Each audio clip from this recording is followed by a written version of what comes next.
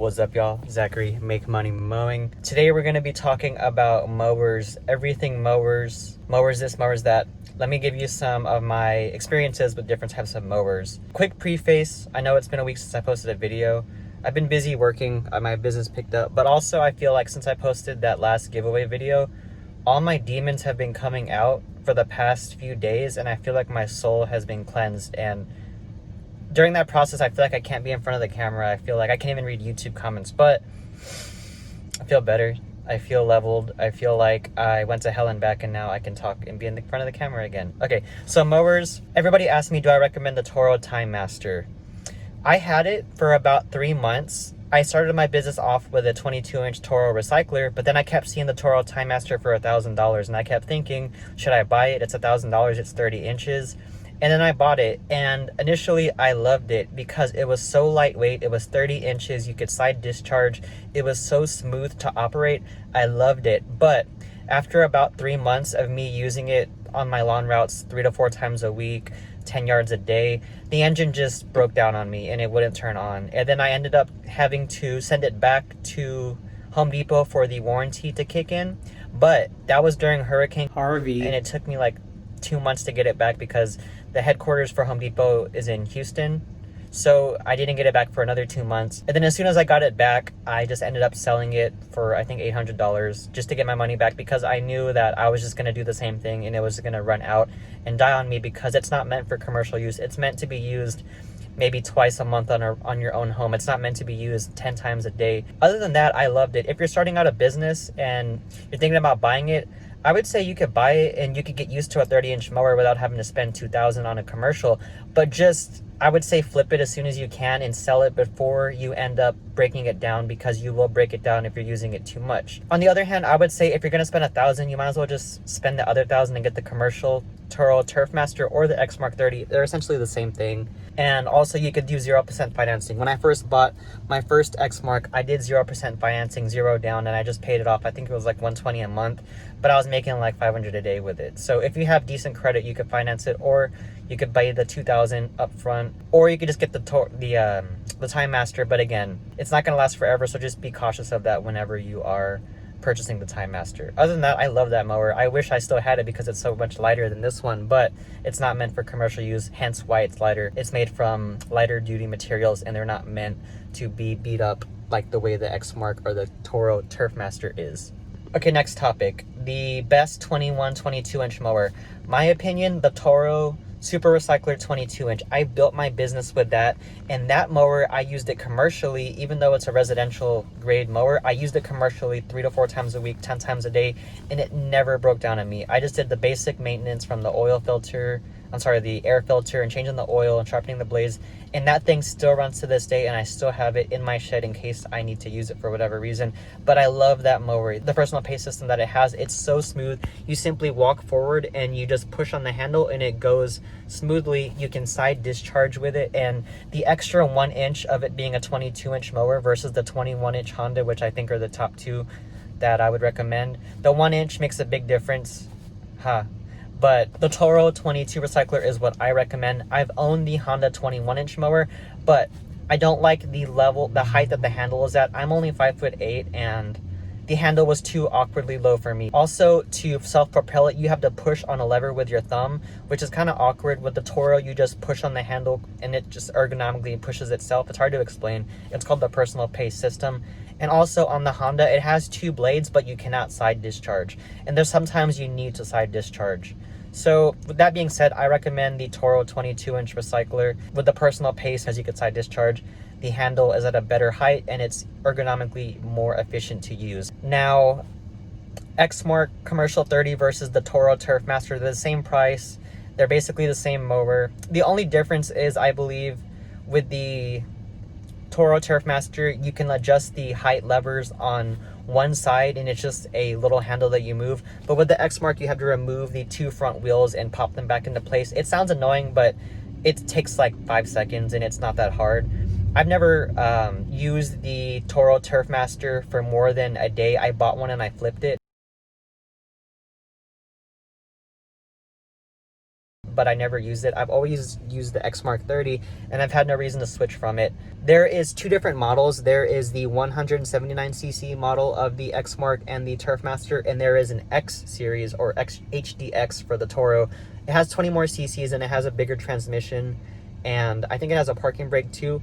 I bought that, but I returned it the same day. I bought it impulsively. I drank a coffee, and I ended up just buying it. And I didn't like it because I felt like the extra weight and the bulkiness that was added was not worth the strength that I saw on the yards. I think the extra tranny strength is good if you bag all your yards, or if you have lots of hills. I don't bag and I don't have hills. All my yards are flat. So I didn't see the need for the extra beefier transmission, making the mower heavier and harder to maneuver. But that's just my preference. You might have the opposite. You might need it, or you might like the extra weight for the extra strength. But for me, I like the lighter duty 20cc less version because it's easier to maneuver and it's all that I need for my yards. So for the convenience, I like the S series, the $2,000 version. Lastly, people always ask me, why do I choose the Exmark 30? Why don't I just upgrade to a 32-inch or a 34-inch zero turn or standard? And why don't I just get the ramp rack system, which is basically like a giant installation that you put on top of your truck bed, and then now you'll have mower ramps and it's all built in versus having to use wooden ramps. I don't know. I just don't want to have a huge setup. I don't want to have that big of a mower on my rig. I don't know. If I felt the need to do it, I would do it. It's not like I can't afford it. I just don't see the need to upgrade to a bigger mower. I've already done all of the buying this impulsively, upgrading just because I want to spend money and I think I need a bigger trimmer or a bigger mower. I've played that game already and I've found my sweet spot. Not saying that a 32 or a 34 isn't ideal. It's just, I've never even thought about buying one until I made YouTube videos and people are telling me, are you thinking about buying one? And then now I'm thinking, do I need one? But I honestly don't. I do small yards, so a 32 or a 34 might allow me to walk less or shave some minutes off of my yards, but I don't know, I just look at it like my yards take about 20 minutes to complete mow, trim, edge blow on average, and if I got a 32 or 34-inch standard or zero turn, maybe I could turn that 20 minutes into 15 consecutively. But even at that, I think about buying the mower, getting the ramp rack, putting it on my truck, and I don't know, I just don't feel the desire to do it, knowing that I could shave minutes off or walk less. But that's just how I think. That's just me being honest. I don't know. But I don't mind the walking. In fact, I like walking because if I didn't mow, I wouldn't walk as much as I do in a day. Would I upgrade to a 32 or a 34 standard or a zero turn? Maybe, but right now, no. There's people who tell me that I need to get a bigger mower or I need to get a trailer. And I'm just like, y'all should worry about yourself. I'm open to opinions, and I think a lot of y'all have given me, y'all have given me very good insights, such as getting a speedy feed head or just little tips here and there. But when people tell me that you have to do something, or when people tell you that you have to do something, they're kind of running away from their own delegation of governing themselves, and they find it easier to chase telling you what to do versus telling themselves what they should be doing. But different talk, different day. Oh yeah, so let me add one more thing into this video real quick. There is no perfect mower. I thought that there was, and I spent so much time and money looking for the perfect mower, but I soon realized that every mower has a pro and con, and you just have to find what mower is best suited towards you. For example, the Exmark is awesome. I could throw it in my truck bed. It's easy to use. It's a 30-inch, pretty strong mower, but the drawbacks are, if it's a pretty tall yard or if it's wet, you have to approach it differently. You got to discharge and you got to go a little bit slower, or you got to weed back it down. So there are drawbacks to it being so convenient, but obviously I have it for a reason, because the pros outweigh the cons, and I know how to use it for a tall yard. Versus if it was just a 32-inch standard, I could just run it straight on because it has a bigger engine. This one, you got to just use it a little differently, but it's still an awesome mower, and you can get through very tall yards because I've been doing that with it for a long time. So no perfect mower, just pick a mower and then use it and then get your data on it. Oh yeah, another thing I just thought of. So people will tell me, don't you get tired of walking all day with the Exmark? Wouldn't you rather stand or ride on a mower? Or they'll tell me, yeah, your body's gonna be wrecked whenever you're 40 because you're doing this right now. You're choosing to walk. I'll be honest with you, and if you don't believe me, I don't know what to tell you, but the labor walking isn't that bad. The mower does all the work for you. You literally just point in the direction and it does all the work. It propels itself. It goes up and down the ramps by itself. You just walk behind it.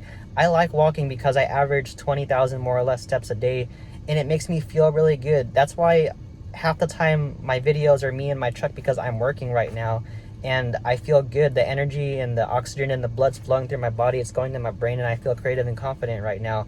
I don't feel like this when I'm sitting in my office with 4 walls around me. I feel like this when I'm walking around with my mower. I like walking. If I didn't like walking, or if I felt like it was wrecking my body, I wouldn't still be doing it. I would have got a different mower. But again, it just goes to show people will try to force their opinions on you. All I can tell you is, if you don't want to walk, then don't buy an Exmark. But I like walking, and it makes me feel good, and my legs are really strong now, and I don't have to do cardio. I could just do push-ups, pull-ups, and just go home and think about the bigger things in life versus thinking that I do cardio today. And last thing, just to talk on what I was going through, and I want to tell you guys that I just went through hell and back again. My soul was pulled out of my body. I was just sitting there emo as all could be, and I just didn't want to do anything, but I pulled myself out of it, and we're all capable of getting out of these funks, and it's normal to feel up and down. You're not supposed to feel happy all the time. Whenever you're feeling broken, there's something that is giving you that feedback inside of your body, whether it's internal or external, that you're doing it to yourself or it's being done to you, that you need to make a change. So whenever you're being broken, that is a pinnacle of change that is going to make you stronger, and you will have the knowledge to avoid it the next time. So if you're sad right now, I was sad all last week. That's why I didn't make a video. Also, I was working really hard because I just gave away a lot of money for that giveaway, and I was kind of recouping a little bit. But if you feel sad, it's all good. Everybody feels sad, even rich people. Money might make you feel better in terms of having more resources, but it's not going to take away the pain in your heart whenever you're suffering from something. Trust me. So yeah, just keep your head up. I want everybody to feel good. I don't want to be the only one feeling good. Maybe I'll just vibe right now, and I'll just let you take my energy. So yeah, I'll see you guys in the next one. Peace out. Thank you for watching. Let me know what you want to see in the next videos, and good stuff coming soon. Also, I've been filming lots of milling videos. I just filmed a bunch today, and I'm also doing fertilizer right now. Fertilizer is awesome because every time I do it, it is raining money, because it's the best margins for my business for the least amount of labor also. So it's just a magical time. Every time I do fertilizer each season, it's raining money, and I'm making more money superficially. But again, if you have pain in your heart, you need to adjust that. But making money on top of that won't hurt, but it won't also help you. But yeah, okay, I'm gonna go. See you guys later.